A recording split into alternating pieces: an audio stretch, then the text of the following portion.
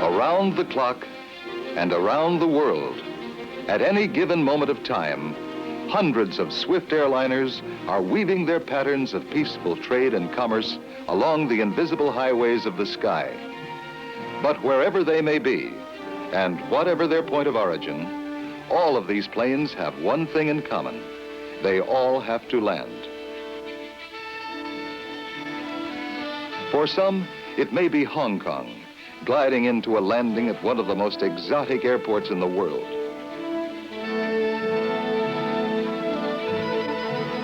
Or it might be Paris, or Lisbon, or Karachi, or our own Honolulu.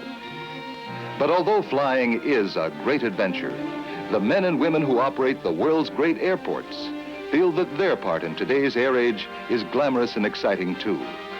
And that is the theme of our story.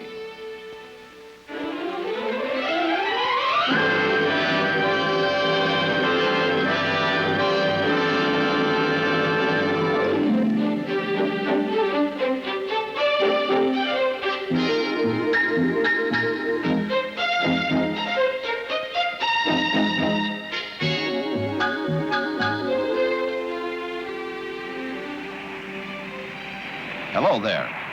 Welcome to Los Angeles International Airport. I'm the Director of Operations. We're always glad to show off our airport to visitors, and especially to groups of young people like yours. Maybe you aren't using our facilities yet, but someday you will. That is, unless you want to board a rocket ship for Mars, in which case we'd probably refer you to the closest spaceport. But in the meantime, we have a pretty interesting place to visit right here. It's like a complete city, really, with its own roads and streets, and its own buildings and specialized facilities, all designed to accommodate the tremendous volume of air traffic which makes this one of the busiest airports in the world. Why, at peak hours, we have planes landing and taking off at the rate of 1 a minute, and that requires thousands of highly skilled people and a lot of complex facilities. Sorry, I didn't mean to butt into your guided tour, but when I get to talking about my favorite subject, I never know when to stop. Have a real good time, and thanks again for your visit. Sometimes I wish the visitors who come up to the observation deck could have seen this airport the way it was when I went to work here back in 1928. It was called Mines Field then, and it was just a dirt strip running through a hayfield. But we promoted the idea of staging the national air races out here, and that put us on the map. The following year, the Graf Zeppelin paid us a friendly visit, which jammed up traffic for miles. And in 1930, we officially dedicated Los Angeles Airport, which had 2 permanent hangars and a 2,000-foot oiled landing strip. We didn't dream then that just a few years later, this airport would be the nation's largest base for the manufacture of fighting aircraft for World War II. After the war, civilian aviation came back into its own again. The airlines switched over to 4-engine planes, and in 1946, we built a new terminal to accommodate them. It was supposed to be temporary, but we stayed there for 15 years. During that time, however, we were constantly expanding, buying more land, extending the runway system, and making various other improvements. By 1958, construction was well underway on our new Jet Age terminal. This mammoth project involved such tremendous tasks as scooping out over 1.25 million cubic yards of dirt for the parking lot and ticketing buildings, laying 67 miles of underground pipelines for fuel, water, electricity, sewers, and drainage, mixing and pouring 430,000 sacks of cement, and erecting nearly 7,000 tons of structural steel.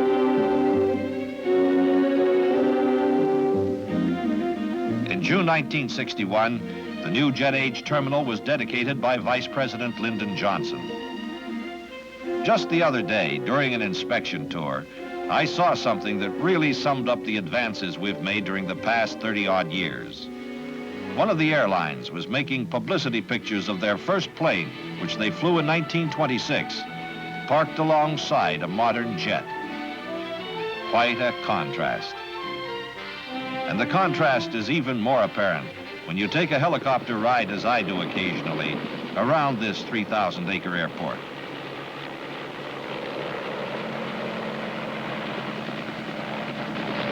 Spaced at intervals around World Way are 6 separate air terminals with space for a 7th at some future date. Through these terminals flow more than 20,000 passengers each day. In the center of the terminal complex is the graceful theme structure surrounded by the 5,000-car parking area. The International Terminal is headquarters for all foreign air traffic and includes complete customs and immigration facilities. Huge maintenance hangars for the servicing of jet aircraft are located to the west and to the east of the passenger terminals. Along the south boundary is North American Aviation, one of the nation's foremost aircraft and missile manufacturers. Busy Sepulveda Boulevard is completely straddled by our two main runways, the longest of which stretches out to a distance of 12,000 feet. The responsibility for the design, construction, and operation of Los Angeles International Airport is vested in the Department of Airports, which is a branch of our city government. A board of airport commissioners appointed by the mayor meets regularly with the staff to give expert guidance on all plans and policies. Thus, through wise management, we not only have one of the finest airports in the world from an operational standpoint, but it is also self-supporting. Dominating the entrance to the new terminal is the combined administration building and control tower, which is one of the tallest in the world. The impressive court of flags in front of the building emphasizes the international importance of our airport. In its center is the perpetual flame of freedom, symbolizing cooperation and understanding in the age of flight. From the center of the terminal area, the graceful parabolic arches of the theme building soar to a height of 135 feet. A sky-high restaurant is nestled among the arches, and above it is an 80-foot-high observation deck. From this vantage point, you get an excellent idea of the terminal layout, the convenient parking facilities in the central area, the closely adjacent ticketing buildings, and their tunnel-connected satellites, each capable of serving 10 jet transports simultaneously. One of the boldest decisions of our planning committee was to excavate a 5,000-car parking lot 1 full story below field level. It is the world's largest airport parking facility and can be tripled in size by adding extra decks when necessary. Traffic moves around Worldway in a counterclockwise direction, pulling out of the mainstream to stop in front of the ticketing buildings. Here, passengers are able to deposit their baggage, mostly right at the curb, and have their tickets checked before proceeding leisurely out to their satellite loading gate. One airline features a completely automated check-in system, which is a marvel of speed and ingenuity. Each bag's destination is coded magnetically and is carried down through the floor to an elaborate conveyor system. The magnetic code on the baggage carrier acts as an automatic switching device which sorts out the bags for each flight and delivers them to the proper station for loading aboard the aircraft. Meantime, the passengers are strolling or riding through the underground channel which connects each ticketing building to its respective satellite. Separate baggage channels are also located behind the walls on either side. Passengers are carried up to the lobby level by escalator, or if they prefer, they can use the elevator. The spacious public lobby with its impressive ceiling and Grecian-style columns contains many ingenious innovations, such as do-it-yourself information boards. 601 to Mexico City will depart on time from gate 51. Flight information automatically posted and kept up to date by remote control. Flight 100, Royal Ambassador Service for New York. And a nursery for the tiny traveler, designed with mother's needs in mind, including a cheerful, well-trained attendant. One of the earliest decisions of our planning staff was that the new terminal must aim to provide the finest restaurant facilities in the nation. 7 major restaurants serve about 20,000 meals a day, all of which are carefully prepared in the Central Commissary, one of the largest operations of its kind in the country.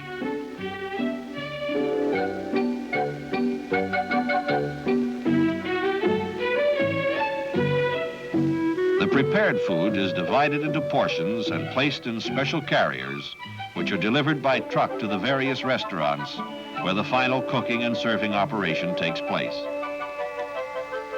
Another modern feature of our airport is our fueling system, a 36-mile network of underground pipelines, which eliminates the hazards and delays caused by moving aviation fuel around in tank trucks.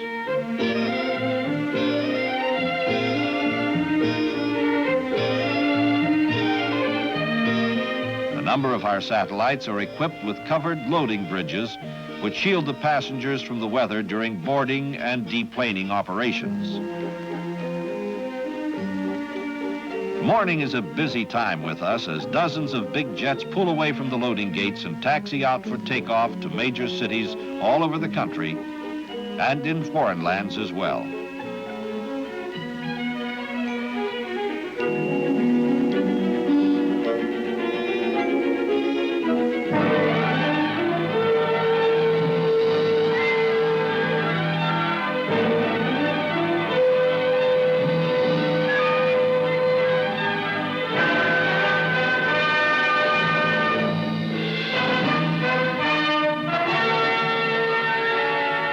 Simultaneously, the carriers engaged in local and regional operations add their hundreds of passengers to the traffic stream. But whatever their origin or destination, every inbound and outbound flight is always under positive control by the Federal Aviation Agency, both in the tower cab and in the radar room directly below. Approach control of inbound aircraft starts about 30 miles out from the airport. At this point, every aircraft in the control area is clearly visible on the radar scopes in the tower's radar room. As the aircraft enters the control area, one of the arrival controllers is assigned to the flight and directs the approach and landing operation. At the same time, the flight data man records the landing sequence on flight strips.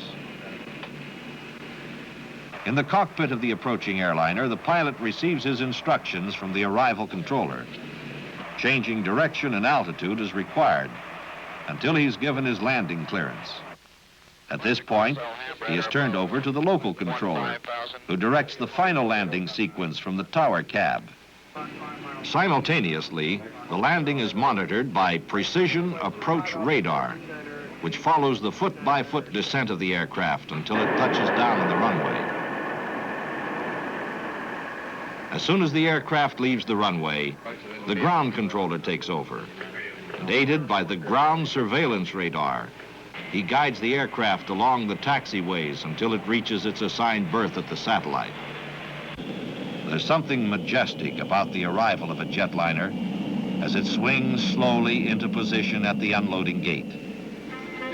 But then as the passengers leave the aircraft, the pace quickens and becomes a kind of race between the passengers and their baggage to see which will be the first to reach the claiming area. At our airport, thanks to the speed and efficiency of our baggage handling systems, it usually ends in a dead heat.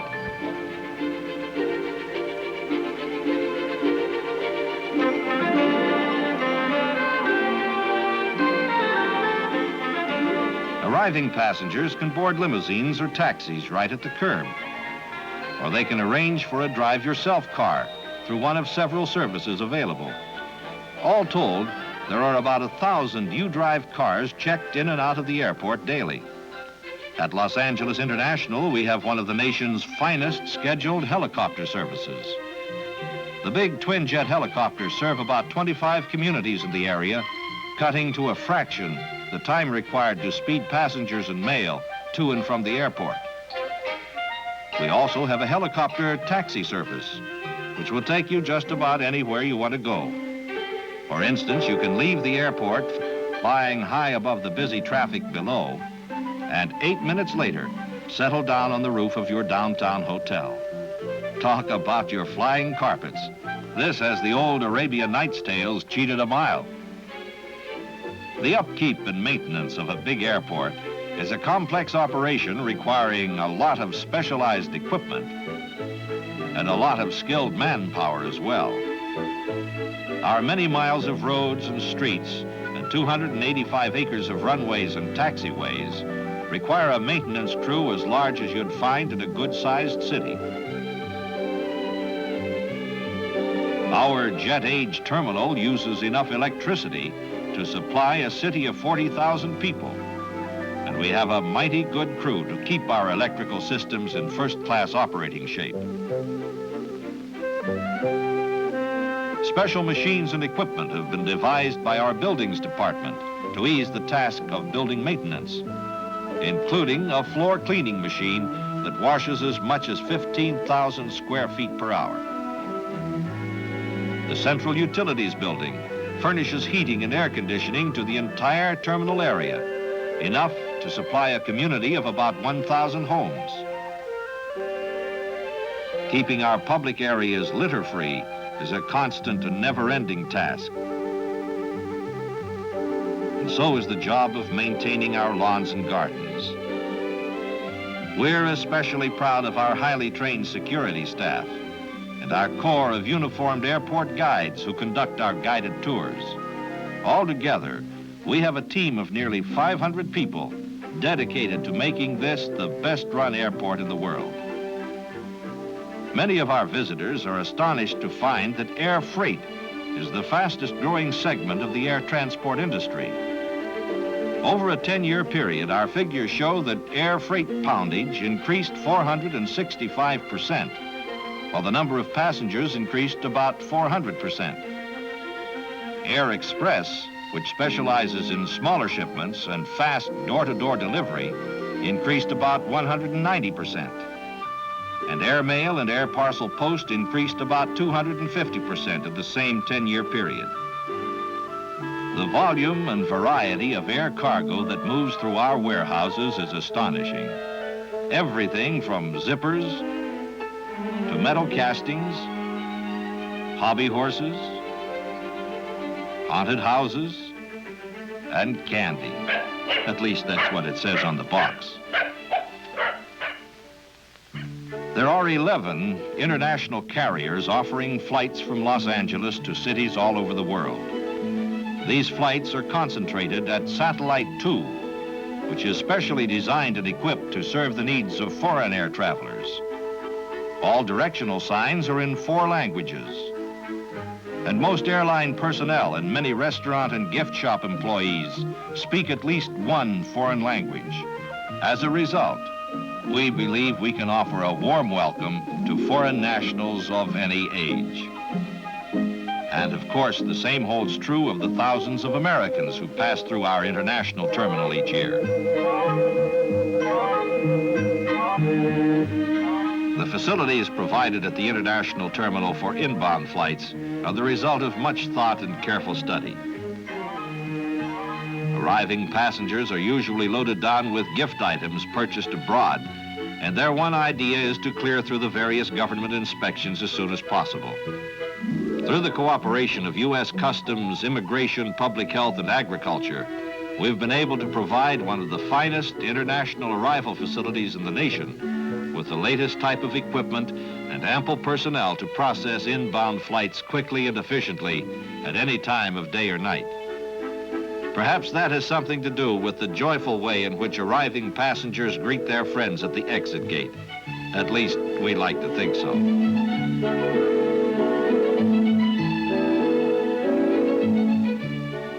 Each day, more than 33,000 people stream back and forth to work within the Los Angeles International Airport complex, and they earn about $4 million a week. About 18,000 of these are employed in the aerospace industry. Many thousands of highly skilled people work for the airlines in a variety of occupations, including about 1,600 flight crew personnel and 1,200 stewardesses, actually based here.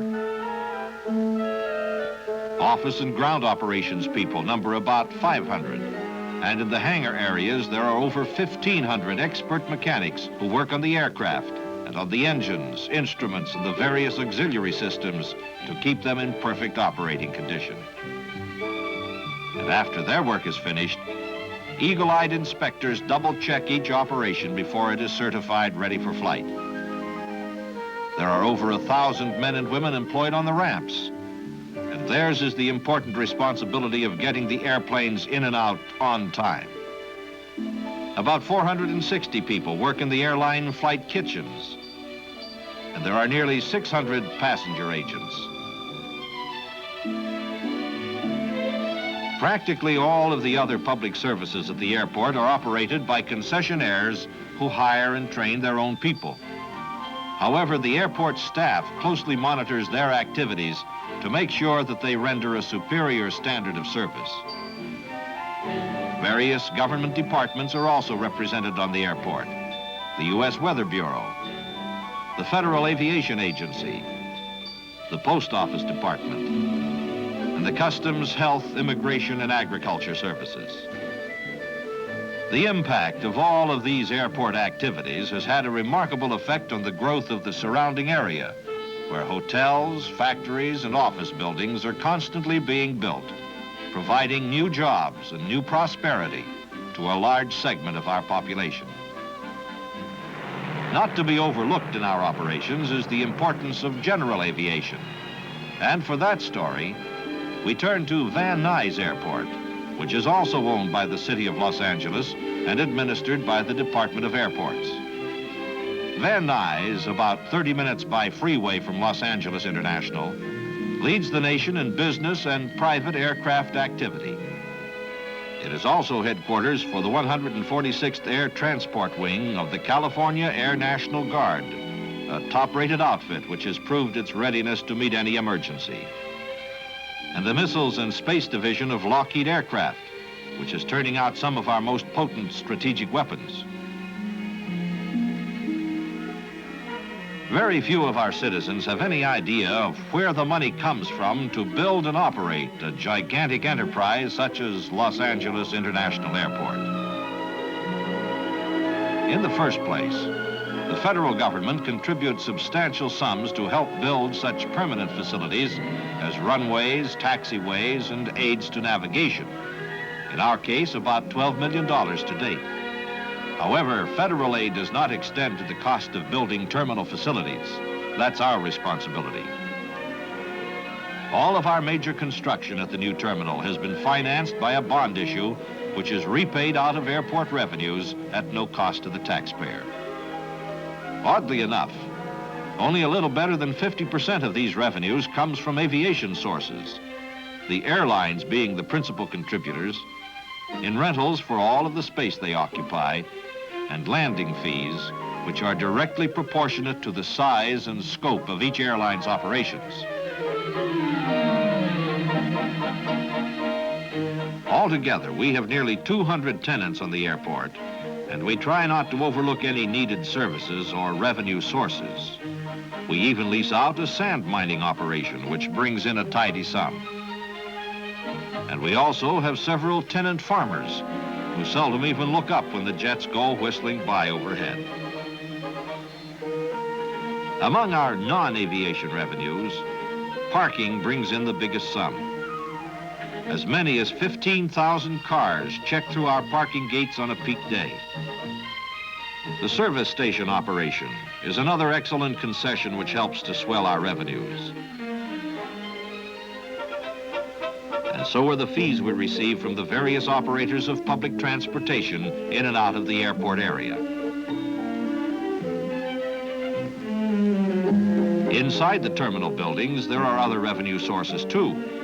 Some of them are quite small in themselves, but others, such as the restaurants and the theme building and satellites and the gift shops, are a big factor in helping to balance our operating budget.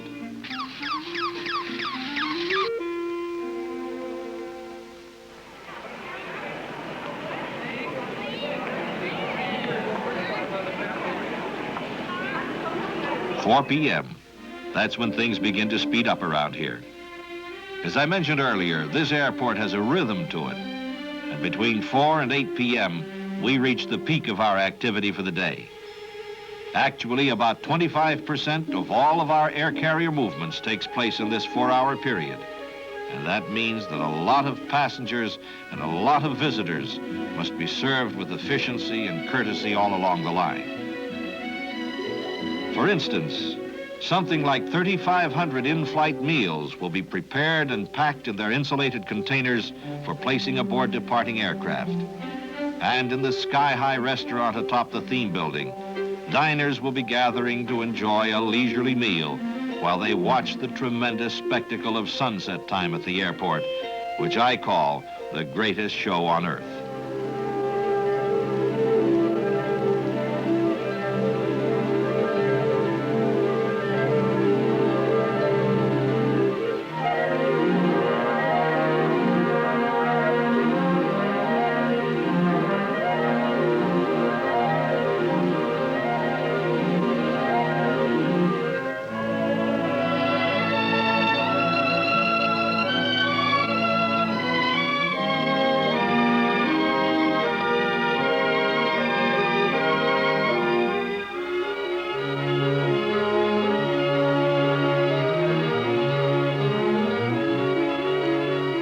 For more than a third of a century now, I've watched this airport grow from its humble beginning back in 1928 to the magnificent international air terminal we have here today.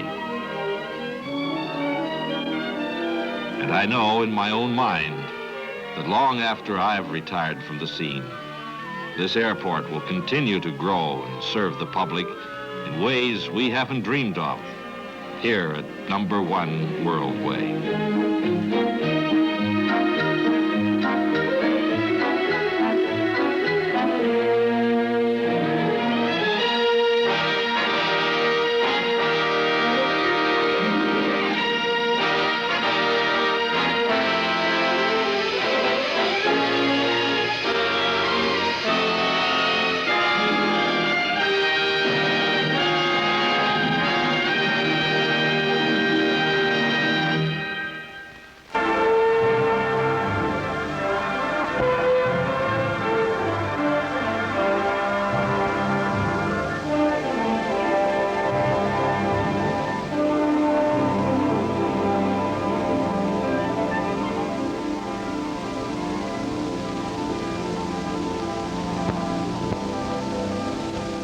This is your Los Angeles International Airport. Municipally owned and operated for the citizens of this city, it's one of the world's busiest airports. Enjoying the natural advantages of the unobstructed Los Angeles basin as it levels toward the sea and the consistent gentle trade winds off the Pacific, your airport is the hub for air transportation and the center of a vast industrial development. Its importance to the average citizen goes far beyond his own possible use of it. For just as the wise development of a harbor brought untold wealth in the form of commerce, trade, manufacturing, and employment, so Los Angeles International Airport continues the expansion of that trade into the air raid. To many of us, the airport means a fascinating panorama where we take the family for a Sunday drive, there to watch the giant airliners come and go. The show is continuous, 24 hours round the clock. From the flight deck, we watch the people and the products of Los Angeles. Whether emissaries of business or seekers of recreation become airborne. We know that our people and products are but a few hours from any city in the nation, but a day or two from any continent of the world. You can have breakfast at the airport Friday and dinner at a sidewalk cafe in Paris Saturday. The route which early California settlers painfully traveled from the Midwest to the coast in 150 days by covered wagon is now a matter of a non-stop flight between breakfast and lunch.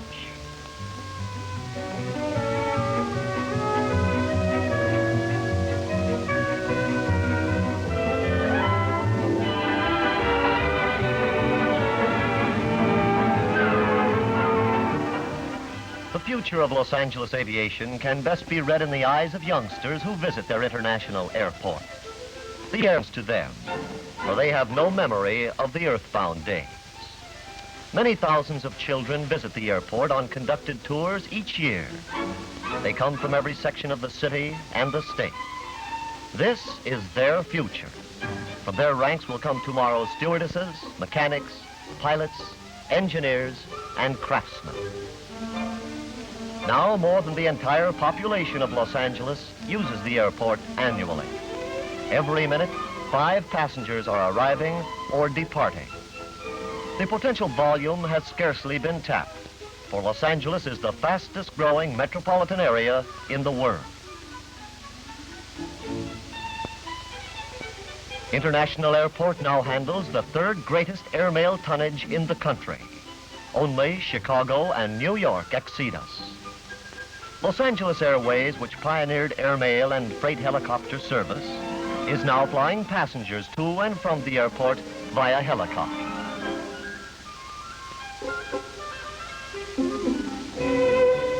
Air freight and air express shipments total 64 million pounds yearly. As the fastest growing segment of air transportation, freight will reach 120 million pounds by 1960. This tremendous volume of passenger, mail, and freight is accommodated by more than 312 daily airline schedules. All this means extremely heavy air traffic. For in addition, there are approximately 500 plane movements by military, business, and private flyers each day. This year, a plane is either landing or taking off every 2 minutes of the day or night at Los Angeles International Airport. To handle the ever-increasing traffic load, the airlines must have ground crews which work with clock-like precision to get the planes on and off the ground quickly and safely. It takes 20 persons on the ground to get one plane ready for flight. As soon as a plane reaches the terminal, trained ground personnel take over. Baggage is quickly unloaded and taken by tugs to the terminal buildings. Baggage for the next flight is driven to the plane's conveyor belt where it moves into the cargo hold.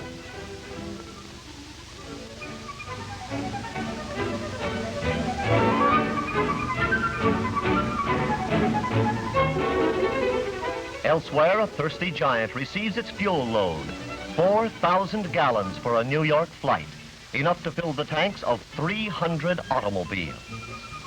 While on another ramp, stewardesses complete their flight from Honolulu. At the next gate, passengers check in for their flight to Seattle. In the meantime, Southwest Airways pilots confirm their flight plan with operations. They are bound for San Francisco with intermediate stops at Oxnard, Santa Barbara, Santa Maria, Monterey, and San Jose, bringing air travel to the front door of outlying communities. Here, a transcontinental plane revs its 4 engines. Each engine develops nearly twice as much horsepower as a diesel freight locomotive, then tests its ailerons like a giant bird flexing its muscles.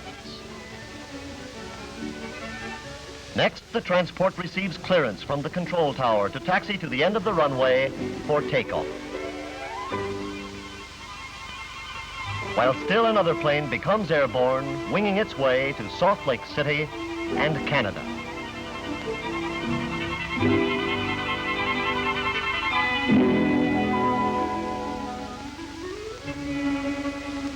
How is this hub of aerial activity kept in order? What goes on behind the endless and orderly succession of planes landing and taking off? First, there's the Air Traffic Control Tower operated by the Federal Civil Aeronautics Administration, known in the airman's world as CAA. Here, the traffic controllers are responsible for the safe takeoff and landing of more than 750 planes per day, which follow the standard approach and departure pattern for the airport. Complex instruments give controllers a constant check on wind velocity, wind direction, and visibility. This information is essential to every pilot. The tower is in contact with any plane within a 15-mile radius of the airport. The efforts of these men, combined with the ideal location of the airport, gives Los Angeles International the highest rating as a safe and functional airport. A controller is at the flight progress board, where positions of all inbound and outbound traffic are recorded. By radio telephone, a controller tells a waiting pilot, California Central 556, cleared for takeoff. The radar controller is working the precision radar landing aids. In front of him are the radar scopes which examine only that portion of the sky which is lined up with the runway. For 30 miles in all directions, he can determine the exact position of planes. This is accomplished through images picked up by the Area Search Radar Antenna. CAA's Airway Communication Station is one of some 400 centers along the nation's airways. Primary purpose is two-way radio communication with pilots as they fly the Interstate Airways network. Teletype circuits crisscross the country carrying vital air information such as weather, wind conditions, and aircraft movement. From here, too, the civilian flyer receives his pre-flight briefing and files his flight plan. Although the scheduled airlines maintain their own radio networks, these communication stations have receivers tuned to all the frequencies used by civil and military flyers and stand guard constantly to receive and transmit information. And everyone talks about the weather, and these men of the United States Weather Bureau Forecast Center do something about it. They observe local conditions and correlate with weather information received constantly from 12 similar forecast centers in the country. They forecast the weather for Southern California and Arizona, supplying much needed information for the general public as well as the aviation industry. Yes, the pilot is joined by the farmer, the shipper, and Mr. and Mrs. John Q. Public planning an outing in relying on the skills of the observers and forecasters at International Airport. Teamwork keeps this mighty air harbor going and growing. The impact of International Airport reaches every business, for today a city's economic health depends to a considerable degree on its ability to accommodate aircraft safely and efficiently. Every major city has become a port for merchant carriers of the air. Shipments by air mean that many Western businesses can survive and compete on equal terms in the populous cities of the East. Overnight, their products reach the marketplaces of the Atlantic coast and Middle West. You'll find cut flowers, a multi-million-dollar business in itself. Chainsaws for the Canadian lumber trade. California fashions rushed east to fill the demand for outstanding designs. You'll find life-saving medicines, blood plasma, iron lungs coming to and from the airport. During a disaster, the airport may well be the one supply line into the Los Angeles basin.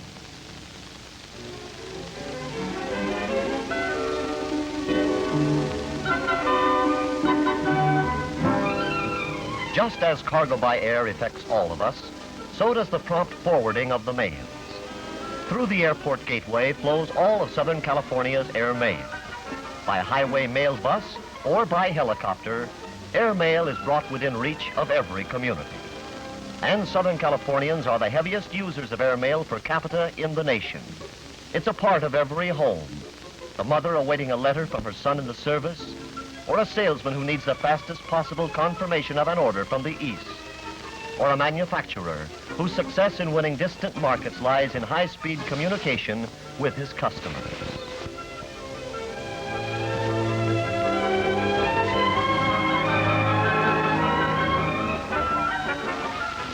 Before we leave the air transportation story of our municipal airport, how does it derive its name, International?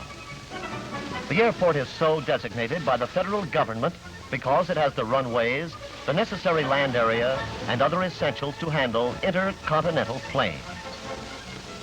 It is a natural port for international air carriers such as Pan American World Airways and its affiliate Compañía Mexicana de Aviación and Transworld Airlines. Pioneering transpolar flights from Europe, Scandinavian Airline System makes Los Angeles its United States terminal. This is the capsule story of the bean field that became a world air terminal in 25 years. As the cornerstone of a vast industrial development, Los Angeles International Airport is unique among major air terminals.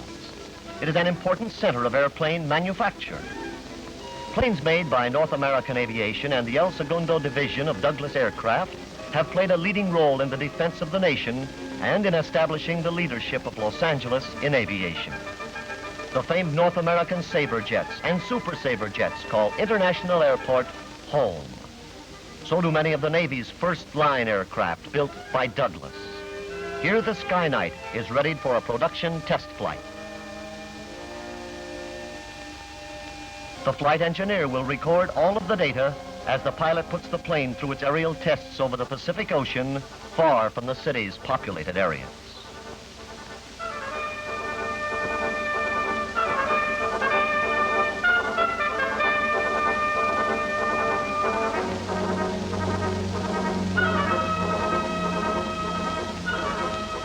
A maze of instruments greets the pilot as he runs through his checklists.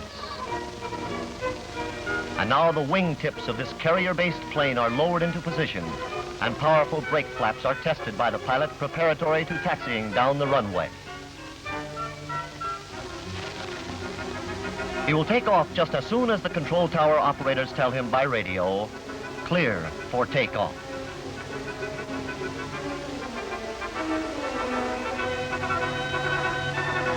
Into the air goes another important link in America's air might.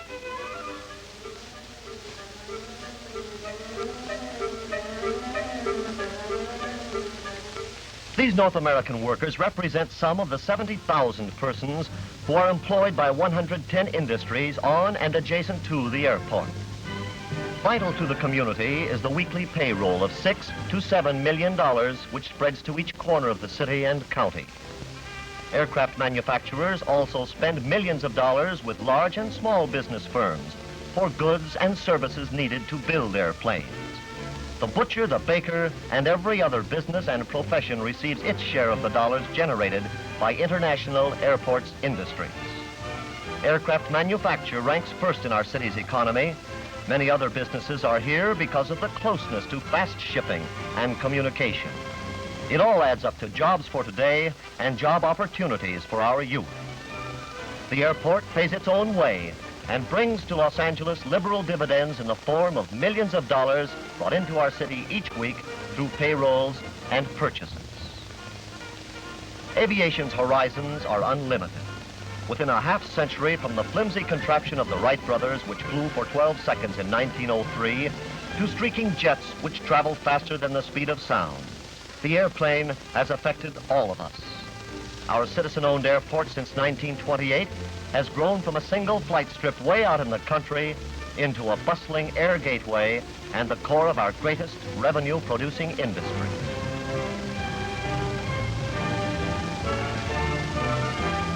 The airplane of tomorrow is on the drawing board. The blueprint for a greater Los Angeles International Airport is ready to accommodate these air fleets of the future. Tomorrow's International Airport will utilize 3,000 acres already acquired by the city for airport expansion. It will handle with ease and safety 3 times the present volume of air commerce. Maintain Los Angeles as the world center of aircraft manufacture and ensure an air harbor worthy of this great city for generations to come.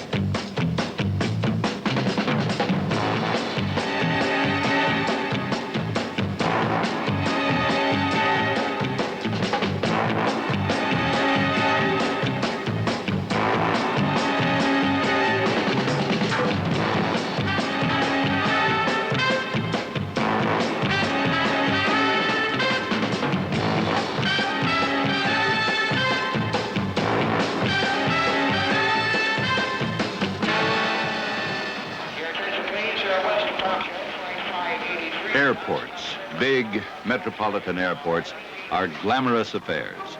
It makes no difference where they are located, be it Berlin, London, New York, Tokyo, or Los Angeles. Airports are downright exciting.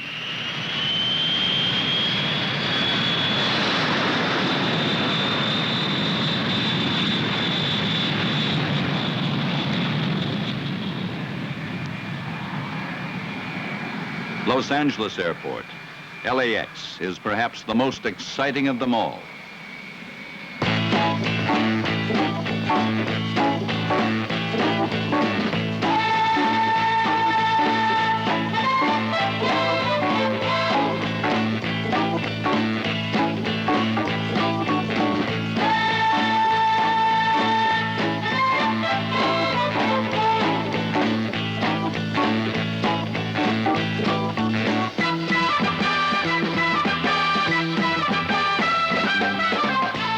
Millions of people are served by Los Angeles International Airport.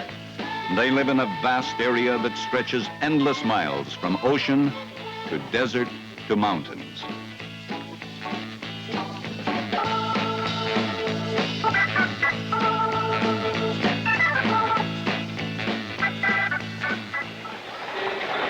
LAX is an airport, a mature aviation complex that has successfully related itself to the people it serves by viewing them as individuals. Ronald Ridley. Mr. and Mrs. Ronald Ridley, Point Curtis telephones, please. And in reaching its maturity, it is suffering growing pains that seem somewhat more than normal. For example, LAX has parking facilities for 12,000 automobiles.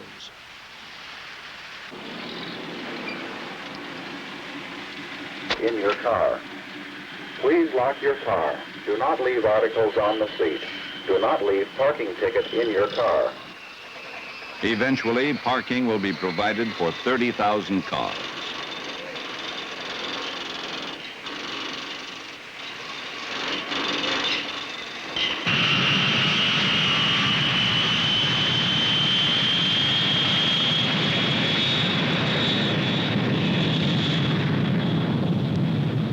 More than 35,000 people work here today. They handle the 1,001 details that go hand in hand with the takeoff and landing of as many as 2,000 aircraft per day.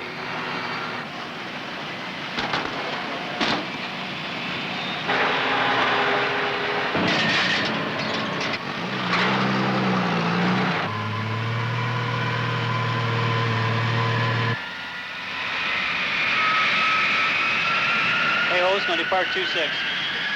Actually, find our popper only 26, clear for takeoff into the left and out after show line. It'll be 443, hold 25 right, stand by their frequency. Orbit 5, turn right, heading 270, intercept at 24 left, localizer 108.5, over. 270, roger. Now 542, 25 right, position and hold.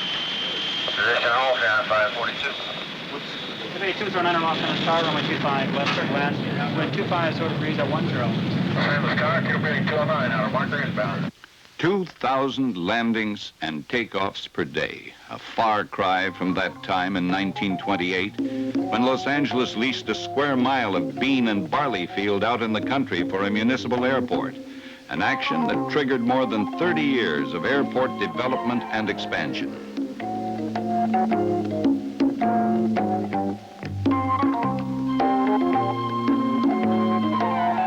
Development and expansion. Those have been the key words at LAX for more than 40 years. The Department of Airports, governed by a 5-man board of airport commissioners, operates as an independent, self-supporting branch of the city of Los Angeles. Constantly aware of the accelerated demands of modern aviation, the Los Angeles Department of Airports has developed policies and patterns that are recognized worldwide as the pace setters for metropolitan airport systems.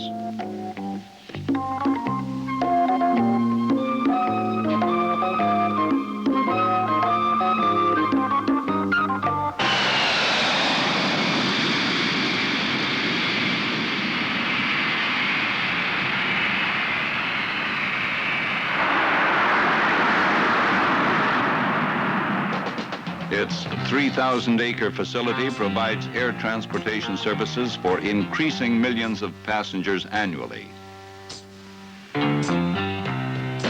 In 1955, a mere 2.7 million passed through LAX. Fully aware of this vast increase in passenger volume, the traffic experts at LAX are projecting a saturation point of 40 million between 1973 and 1975.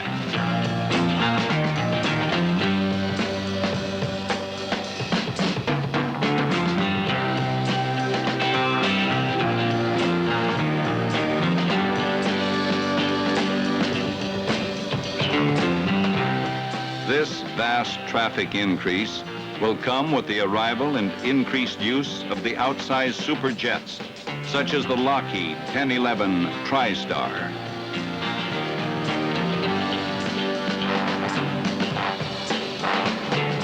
And the Douglas DC-10.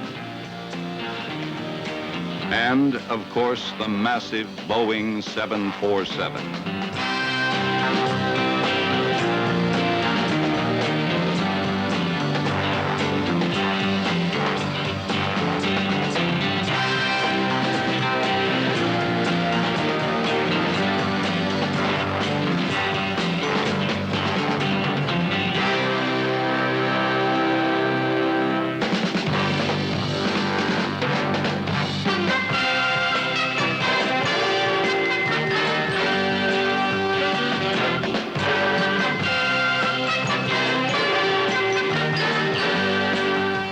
Carrying more than 400 passengers, the 747 will, quite literally, flood the world's airports.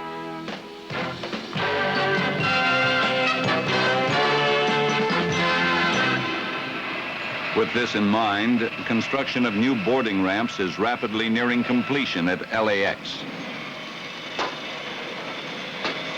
Major airlines will load their 747 passengers from the upper levels of these newly constructed fingers at their airport satellites.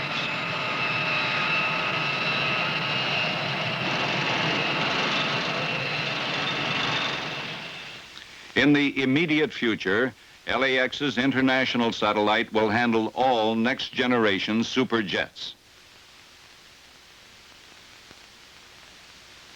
From their fund of airport operating experience, LAX administrators have projected a future annual traffic volume for airports in the Southern California region of 250 million passengers by 1985.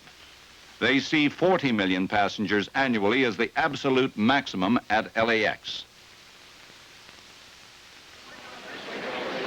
With this in mind, the Los Angeles Department of Airports has developed a regional airport system designed to handle the vastly increased passenger volume of the late 70s and 80s.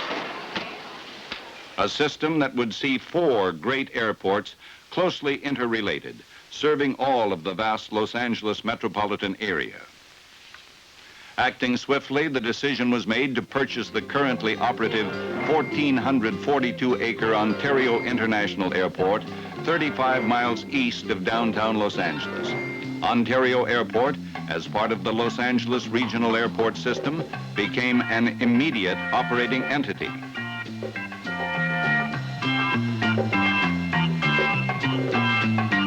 Planning is underway to handle 15 million passengers each year.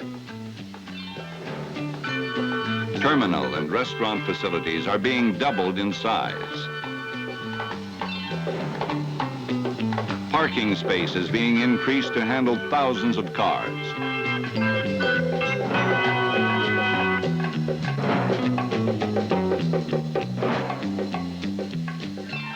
All this would seem more than enough airport facilities for any major American city.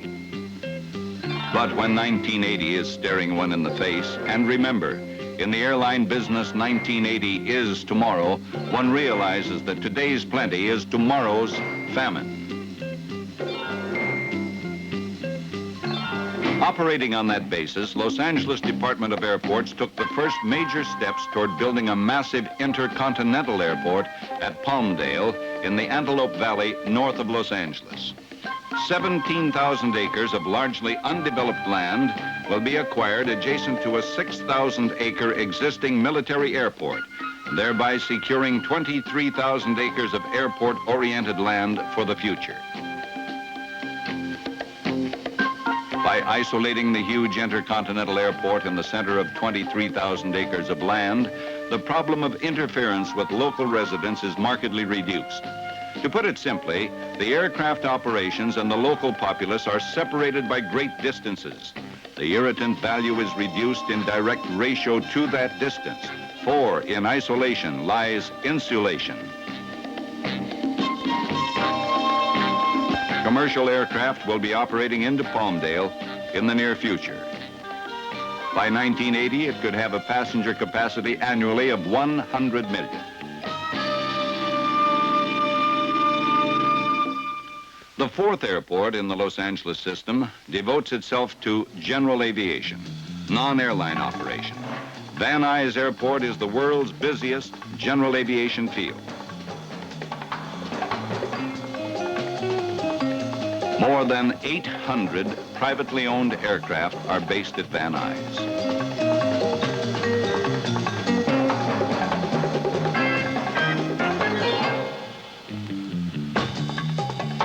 Close to 600,000 takeoffs and landings of private and corporate planes are logged annually. Van Nuys is modern in every respect, from its shiny steel hangars to its 5-sided 60-foot-high control tower, to its, of all things, 27-hole, night-lighted public golf course that lies athwart its runway approach zone.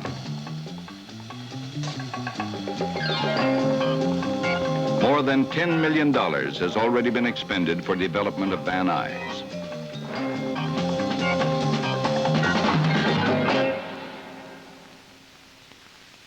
An airport complex such as the wholly original Los Angeles regional system generates tremendous economic input in a community.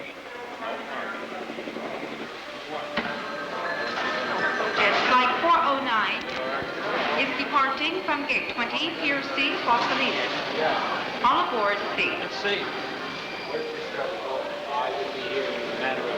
The millions of passengers mean more than tourist dollars. They mean payrolls for all the many thousands who play a role in the airport and airline operations.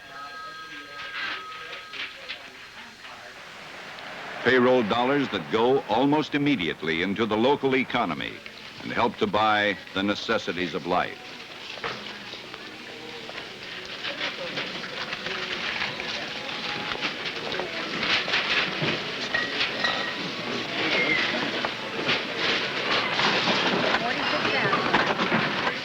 An infusion of wealth into the community that makes a massive contribution to raising the living standard.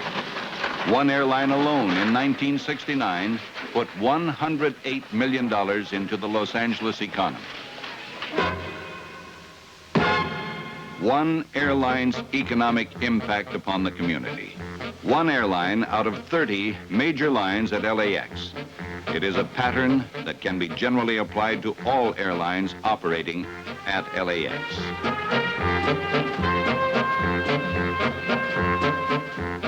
Proof positive that the airport complex and the airlines have a place in the community, a role that makes them a major factor in the economic welfare of this huge city. This massive, spread out, growing, bustling city that extends for 100 miles in almost every direction.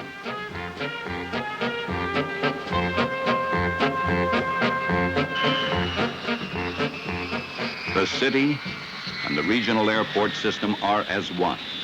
And together, they guarantee that Los Angeles will fulfill its destiny in the world of air commerce.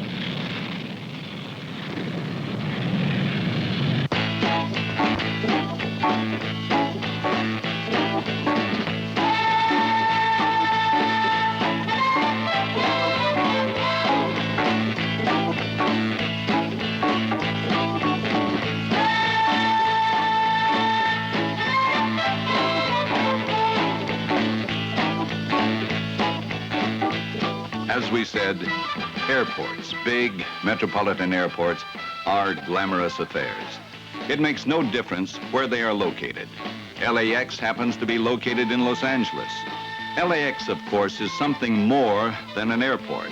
It is the hub of the first and largest regional airport system in the world, a system designed for the year 1980, for Los Angeles Department of Airports knows that 1980 is tomorrow.